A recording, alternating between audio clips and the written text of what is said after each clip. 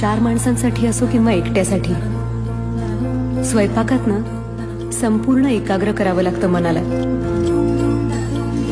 एका माणसाचं जेवण बनवायला तेवढीच मेहनत लागते जितकी 40 माणसांच्या स्वयंपाकाला. हे कधी विसरायचं नाही. स्वयंपाक करणं म्हणजे काय? आपल्यातलं काहीतरी काढून त्या पदार्थाला देणं. तुम्ही काय द्याल तुमच्या भाजीला, तुमच्या आमटीला? मी ना माझ्या मनातलं सगळं सांगते माझ्या पदार्थांना. ते समजून घेतात आपल्याला आणि मग चव येते त्यांना.